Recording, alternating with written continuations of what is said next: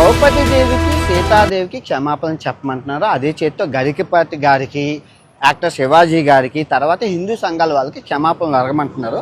వినాయకుడి సన్నిధిలోనే నేను క్షమాపణలు కోరుకుంటాను.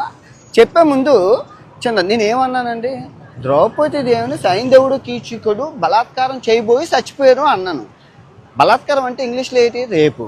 తర్వాత సీతాదేవిని రావణాసురుడు ఎత్తుకెళ్ళిపోబోయి చచ్చిపోయారు అన్నాను. అంతే. ఇక్కడ చీరలు కట్టుకున్న వాళ్ళు ఆ మగవాళ్ళు ఏది చేస్తే వాళ్ళు చచ్చిపోయారు. ఇక్కడ 60,000 రేపులు జరిగాయి. సో వీళ్ళు ఇంకా బతికి ఉండి బిర్యానీ తింటున్నారు, మీరేం చేస్తున్నారు అని అడిగి అక్కడ సందర్భం. కానీ అక్కడ అంత చెప్పే ఛాన్స్ లేదు. తప్పు జోరులేదు కాబట్టి క్షమాపణలు కోరుకుంటాను. అదే తప్పు అని ఒప్పుకుంటున్నాను కదా.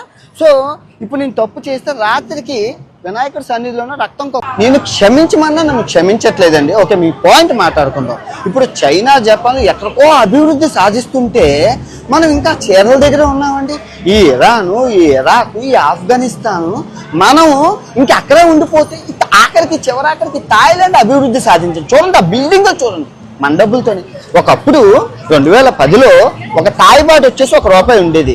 2020కి వచ్చేసరికి ఒక తాయి బాటు వచ్చేసి ₹2 అయిపోయింది. 2026 వచ్చేసరికి 5 సంవత్సరాల్లోనే ఒక తాయి బాటు ₹3 అయిపోయింది. 2030కి వచ్చి ఒక తాయి బాటు 4. అంటే థాయిలాండ్ ఎదుగుతుందే కానీ ఇండియా ఎక్కడ ఎదుగుతుంది? ఇంకా మనం చేరుతూనే ఉన్నాం. సంస్కృతి ఎవరికి వద్దండి, సంస్కృతి అందరికీ కావాలి. సంస్కృతితో పాటు అభివృద్ధి ఏది? ఇక్కడ చూడండి థాయిలాండ్ చూడండి, మన డబ్బులతో కట్టినవా ఎన్ని బిల్డింగ్లను. ఇప్పుడు ఇరాను అభివృద్ధి లేదు, దరిద్రంలోకి వెళ్ళిపోతున్నా. గుడక వేసుకోవాలి, గుడక ఆడవాళ్ళకి ఇష్టం లేదు అక్కడ గుడక వేసుకోవాలి. వీళ్ళు గుడక వేసుకోవాలి అన్నందుకు 10,000 తలకాయల అమ్మాయిలు తీసేశారు. అది ఎక్కడ న్యాయం?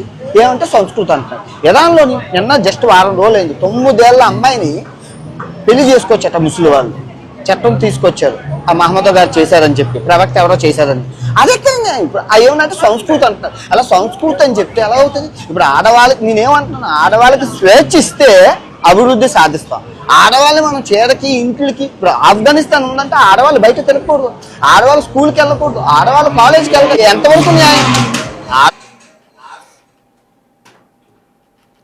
సో చూసారు కదా నా అన్వేష దురదగా ఏ విధంగా మాట్లాడుతున్నారో మనం నిన్న చూడడం జరిగింది. నా అన్వేష్కి సంబంధించి శివాజీ ఎప్పుడైతే ఆడవాళ్ళ దుస్తుల గురించి మాట్లాడాడో అప్పుడు అన్వేష్ అతన్ని విమర్శిస్తూ కూడా మాట్లాడడం జరిగింది. అంతటితో ఆగకుండా అటు గరిక పార్టీని కూడా ఆయన కొన్ని అన్పార్లమెంటరీ లాంగ్వేజ్ తో మాట్లాడడం జరిగింది. అంతటితో ఆగకుండా హిందూ దేవతలపై కూడా ఆయన కొన్ని అసభ్యకర పదజాలం యూజ్ చేసి మాట్లాడడం జరిగింది. అతను ఏం సందేశం ఇస్తున్నాడు అంటూ కూడా పలువురు నెటిజన్లు అతనిపై ఫైర్ అయ్యి సోషల్ మీడియా అంతా కూడా బాయ్కాట్ నా అన్వేష్ అంటూ కూడా వాళ్ళందరూ కూడా పోస్టులు పెడుతున్న పరిస్థితి సోషల్ మీడియాలో తీవ్రంగా దుమారమే రేగింది. అయితే మొత్తానికి 24 గంటలు గడవక ముందే నా అన్వేష్ అయితే తన తీరు మార్చుకున్నాడు అన్నట్లు ఫస్ట్ ఒక వీడియో రిలీజ్ చేశాడు సారీ చెప్తూ. ఆ వీడియో చూసి ఎవరు క్షమించకపోతే అందరికీ అప్రతిష్ట పాలవుతారు, 2026లో అష్ట దరిద్రాలు మీకు చుట్టుకుంటాయంటూ కూడా శాపనార్థాలు పెట్టే విధంగా మరో వీడియో రిలీజ్ చేశాడు. అంతవరకు ఆగకుండా వేరే దేశాలతోటి ఇతర దేశాలతోటి ఇండియాని కంపేర్ చేస్తూ సంస్కృతి అంటున్నారు. సంస్కృతి ఎక్కడుండాలి? సంస్కృతి అనేది ఉన్నప్పటికీ కూడా అటు అభివృద్ధి అనేది ఉండాలి అంటూ కూడా అతను తీవ్ర వ్యాఖ్యలు చేసిన పరిస్థితి. మొత్తంగా నా అన్వేష్ విషయానికి వస్తే తప్పు దొర్లిదంటూ కూడా కొత్తగా వీడియో పోస్ట్ చేశాడు. తను శివాజీని మాత్రమే తిట్టాను, గరికపాటిని అన్న మాటలు వెనక్కి తీసుకుంటున్నానంటూ కూడా సారీ చెప్పాడు. అంతటితో ఆగుంటే ఓ రకంగా అతను సేవ్ అయ్యేవాడు. తన క్రెడిబిలిటీ అంతా కూడా తానే తగ్గించుకుంటున్న విధంగా కూడా అన్వేష్ చేస్తున్న మరో వీడియో ఇప్పుడైతే మరోసారి తీవ్ర సంచలనంగా మారిందనే చెప్పాలి. ఎందుకంటే ఇతర దేశాలతోటి అభివృద్ధితోటి ఇండియాని కంపేర్ చేస్తూ సొంత దేశాన్ని అతను కొంచెం కించపరిచేలాగా మాట్లాడుతున్నాడు. కాబట్టి ఇప్పటికే హిందూ సమాజం అంతా కూడా అన్వేష్ చేసిన వీడియోకి తీవ్రంగా మండిపడుతున్నారు. అతను నా అన్వేషణ యూట్యూబ్ ఛానల్ ఏదైతే ఉందో ఆ ఛానల్ అంతా కూడా అందరూ అన్సబ్స్క్రైబ్ చేయడం, మరోవైపు ఇన్స్టా అకౌంట్స్ కావచ్చు, ఫేస్బుక్ అకౌంట్స్ కావచ్చు అందరూ అన్ఫాలో చేయడం 24 గంటల వ్యవధిలోనే కూడా ఎక్కువగా జరిగిందనే చెప్పాలి. అయితే అంతటితో క్షమాపణలు చెప్దాము అని కొంచెం వెనక్కి తగ్గి అన్వేష్ ముందుకొచ్చి ఒక వీడియో రిలీజ్ చేశాడు. అనుకునే లోపే మరో వీడియో రిలీజ్ చేశాడు. తన నోటి దురుతోటి మరోసారి తన క్రెడిబిలిటీ తానే తగ్గించుకున్న విధంగా కూడా అన్వేష్ వ్యవహరించిన పరిస్థితి. తన తప్పును స్వీకరించిన వారికి శాపనార్థాలు కూడా పెట్టాడు అన్వేష్. అయితే 2020 మొత్తం కూడా అప్రతిష్ట పాలు అవుతారంటూ కూడా సంచలన వ్యాఖ్యలు చేశారు. అంటే తన సారీ స్వీకరించకపోతే ఆ అష్టదరిద్రాలు చుట్టుకుంటాయి అంటూ కూడా నెటిజన్లు మరోసారి ఫైర్ అవుతున్న పరిస్థితి. సంస్కృతి అంటారు, సంస్కృతి అభివృద్ధి లేని సంస్కృతి ఎక్కడిది అంటూ కూడా ఆయన చేశాడు. అటు ఆఫ్ఘనిస్తాన్ అలాగే థాయిలాండ్ వంటి దేశాలతో ఇండియాను పోలుస్తూ కించపరిచే విధంగా కూడా అతను చేసిన వ్యాఖ్యలు ఇప్పుడు తీవ్ర దుమారాన్ని రేపుతున్నాయని చెప్పాలి. ఇప్పటికే 15 లక్షల మంది ఫాలోవర్స్ నా అన్వేష్ కు సంబంధించిన ఛానల్లో అన్ఫాలో చేశారు.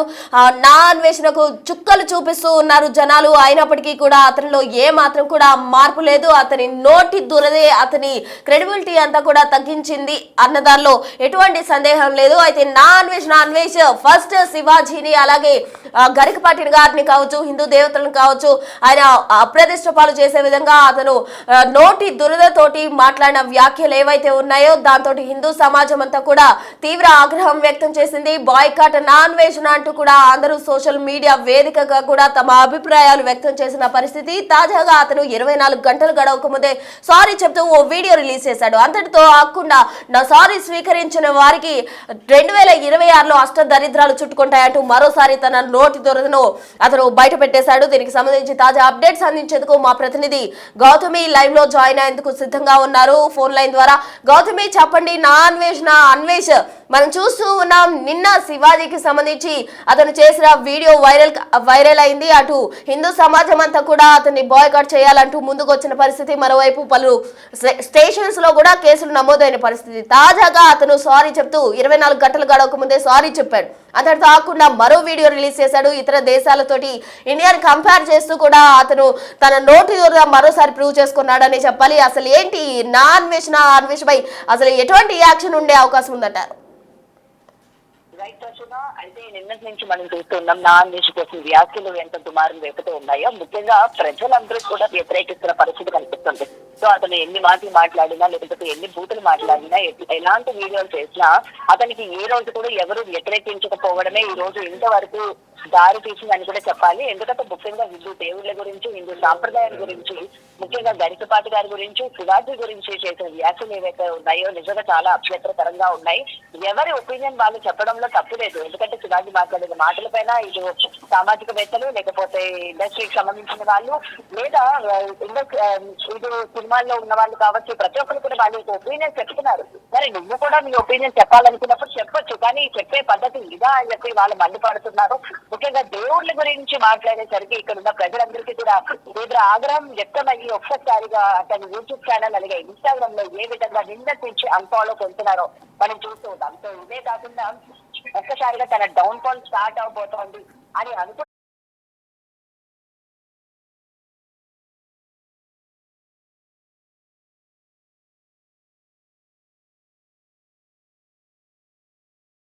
అయ్యో నేను అనరాని మాటలు ఏమైనా అన్నానా అని చెప్పి తను సారీ చెప్పినట్టు మనకి అక్కడ క్లియర్ గా కనిపిస్తుంది. ఎందుకంటే ఎవరైతే నా సారీ యాక్సెప్ట్ చేయరో వాళ్ళు రక్షణ కట్టుకొని చనిపోతారు, లేకపోతే ఇలాంటి శాపనార్థాలు పెట్టడం మరొకసారి అతనిలోని ఉన్న ఆ శారీరం కావచ్చు, లేకపోతే తనకి అన్ఫాలో కొడుతున్న వాళ్ళ మీద ఉన్న కోపం కావచ్చు అని మనకి క్లియర్ గా స్పష్టమవుతుంది. అంతేగాని మన సాంప్రదాయాల గురించి ఆయన మాట్లాడిన మాటలు తప్పని కానీ లేకపోతే ఆయన సారీ చెప్పడానికి నేను సిద్ధంగా ఉన్నాను, నేను అనుకోని స్థితిలో మాట్లాడాల్సి వచ్చింది, నాకు దేవుళ్ళని ఉద్దేశించి అనాలని కాదు అని చెప్పి అంటే అతను చెప్పిన సారీ ఎక్కడ కూడా యాక్సెప్టబుల్ గా లేదు.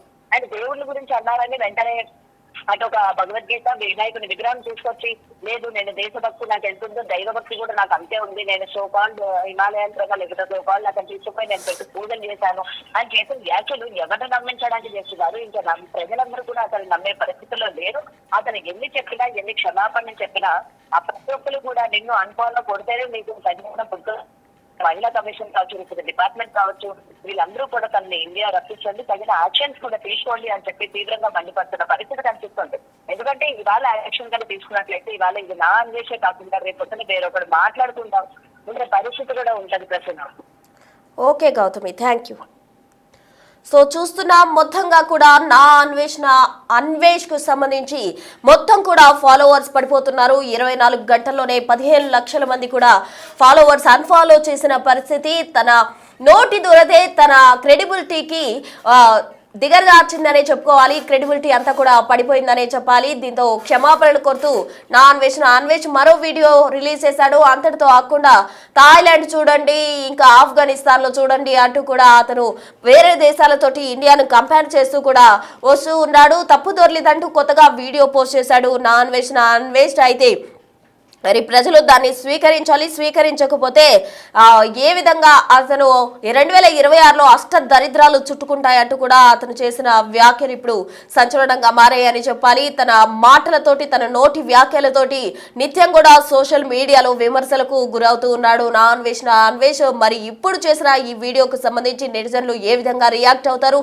అతనిపై ఇప్పటికే నిన్న చేసిన వ్యాఖ్యలకు సంబంధించి కూడా పలు స్టేషన్స్ లో కేసులు పెట్టడం జరిగింది. మరి ఇప్పుడు దేశాన్ని వేరే ఇతర దేశాలతో కంపేర్ చేస్తూ మాట్లాడడమే కాదు, 2026లో తన సారీ యాక్సెప్ట్ చేయని వాళ్ళకి అష్ట దరిద్రాలు చుట్టుకుంటాయంటూ కూడా చేసిన వ్యాఖ్యలను నెటిజన్స్ ఏ విధంగా తీసుకుంటారు అండ్ తదుపరి యాక్షన్ ఎలా ఉంటుంది, పరిణామాలు ఏ విధంగా ఉండబోతున్నాయి అనేది వేచి చూడాలి.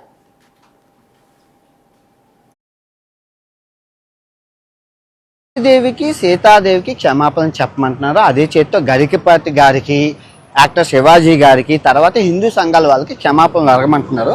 వినాయకుడి సన్నిధిలోనే నేను క్షమాపణలు కోరుకుంటాను.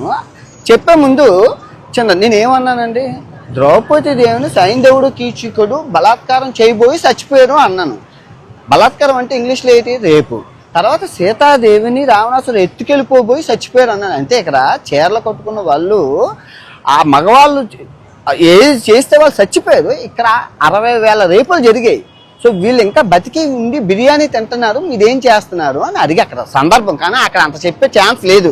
తప్పు జరగలేదు కాబట్టి క్షమాపణలు కోరుకుంటాను. అదే తప్పు నేను ఒప్పుకుంటున్నాను కదా. సో ఇప్పుడు నేను తప్పు చేస్తే రాత్రికి వినాయకుడి సన్నిధిలోనే రక్తం కక్కుకొని చచ్చిపోతాను. కనుక నా తప్పు మీరు స్వీకరించకపోతే ఈ సంవత్సరం నుంచి నెక్స్ట్ సంవత్సరం వరకు అష్ట దరిద్రాలు మీకు అంటుకుంటాయి. ఛాలెంజా వినాయకుడి మీద ప్రమాణకం చేసి చెప్తున్నాను. నేను తప్పు చేస్తే ఈ రోజు రాత్రికి రక్తం కొక్కుని చచ్చిపోతాను. కానీ మీకు ఈ సంవత్సరం 26 అంతా నాలుగు మీద మచ్చలోనే అష్ట దరిద్రాలు పట్టుకొని సర్వనాశనం అయిపోతారు. నేను చెప్తున్న తప్పుని స్వీకరించకపోతే. 2, గరికపాటి గారికి టీషర్టును జీన్ ప్యాంట్ ఆడవాళ్ళు వేసుకుంటే నచ్చదని అంటున్నారు. నేను అబ్బాయిలు వేసుకుంటున్నారు కదండి అంటే అవన్నీ నాకు తెలియదు. ఆడవాళ్ళు పద్ధతిగా ఉండాలి, చీరలు కట్టుకోవాలన్నారు. ఓకే, అది ఆయన పెద్ద ఆయన కాబట్టి నేను ఆయన్ని తిట్టలేదు. కాకపోతే కొన్ని పదాలు వారాను, దాన్ని వెనక్కి తీసుకుంటూ క్షమాపణలు కోరుకుంటున్నాను. ఇంకా శివాజీ గారిని ఆయన సామాన్లు అన్నందుకు నేను తిట్టాను, ఆయన వెనక్కి తీసుకున్నారు, నేను వెనక్కి తీసుకున్నాను. Problem solve. ఓకే, మీరు ఎక్కడితో వదిలేస్తే బాగుంటుంది, లేదు అంటే మీ ఇష్టం. నేను ఇప్పుడు మంచి శాండ్విచ్ మసాజ్ థాయిలాండ్లో చేసుకొని రాత్రికి మంచి సినిమాకి వెళ్ళి ఆ వీడియో రేపు పొద్దున్న పెడతాను. ఓకే, నేనైతే చిల్ అవుతాను, రిలాక్స్ అవుతాను. మీరేం అవుతారు అనేది మీ మనసుకే ఆలోచించేస్తున్నాను. Love you all. అందరూ బాగుండాలి, అందులో నేను ఉండాలి. నేను క్షమించమన్నా నన్ను క్షమించట్లేదండి. ఓకే, మీ పాయింట్ మాట్లాడుకుందాం. ఇప్పుడు చైనా, జపాన్ ఎక్కడికో అభివృద్ధి సాధిస్తుంటే మనం ఇంకా చీరల దగ్గర ఉన్నామండి. ఈ ఇరాను, ఈ ఇరాక్, ఈ ఆఫ్ఘనిస్తాను మనం ఇంకా అక్కడే ఉండిపోతే ఆఖరికి చివరాఖరికి థాయిలాండ్ అభివృద్ధి సాధించాం. చూడండి ఆ బిల్డింగ్ చూడండి మన డబ్బులతోని. ఒకప్పుడు 2010లో ఒక థాయ్ బాట్ వచ్చేసి ₹1 ఉండేది. 2020కి వచ్చేసరికి ఒక థాయ్ బాటు వచ్చేసి ₹2 అయిపోయింది. 2026 వచ్చేసరికి 5 సంవత్సరాల్లోనే ఒక థాయ్ బాటు ₹3 అయిపోయింది. 2030కి వచ్చి ఒక థాయ్ బాటు 4. అంటే థాయిలాండ్ ఎదుగుతుందే కానీ ఇండియా ఎక్కడ ఎదుగుతుంది? ఇంకా మనం చేరుతూనే ఉన్నాం. సంస్కృతి ఎవరికి వద్దండి, సంస్కృతి అందరికీ కావాలి. సంస్కృతితో పాటు అభివృద్ధి ఏది? ఇక్కడ చూడండి థాయిలాండ్ చూడండి, మన డబ్బులతో కట్టినవా ఎన్ని బిల్డింగ్లను. ఇప్పుడు ఇరాను అభివృద్ధి లేదు, దరిద్రంలోకి వెళ్ళిపోతున్నా. గురక వేసుకోవాలి, ఆడవాళ్ళకి ఇష్టం లేదు అక్కడ గురక వేసుకోవాలి. వీళ్ళు గురక వేసుకోవాలి అన్నందుకు 10,000 తలకాయల అమ్మాయిలు తీసేశారు. అది ఎక్కడ న్యాయం? ఏమంటే సంస్కృతి అంటారు. ఇరాన్లోని నిన్న జస్ట్ వారం రోజులు అయింది, 9 ఏళ్ల అమ్మాయిని పెళ్లి చేసుకోవచ్చట ముస్లిం వాళ్ళు. చట్టం తీసుకొచ్చారు, ఆ మహమ్మద్ గారు చేశారని చెప్పి, ప్రవక్త ఎవరో చేశారని. అది ఎక్కడ న్యాయం? ఇప్పుడు ఏమన్నా సంస్కృతి అంటున్నారు. అలా సంస్కృతి అని చెప్తే ఎలా అవుతుంది? ఇప్పుడు ఆడవాళ్ళకి నేనేమంటున్నాను, ఆడవాళ్ళకి స్వేచ్ఛ ఇస్తే అభివృద్ధి సాధిస్తాం. ఆడవాళ్ళు మనం చీరకి, ఇంట్లకి. ఇప్పుడు ఆఫ్ఘనిస్తాన్ ఉందంటే ఆడవాళ్ళు బయట తిరగకూడదు, ఆడవాళ్ళు స్కూల్కి వెళ్ళకూడదు, ఆడవాళ్ళు కాలేజ్కి వెళ్ళకూడదు. ఎంతవరకు న్యాయం?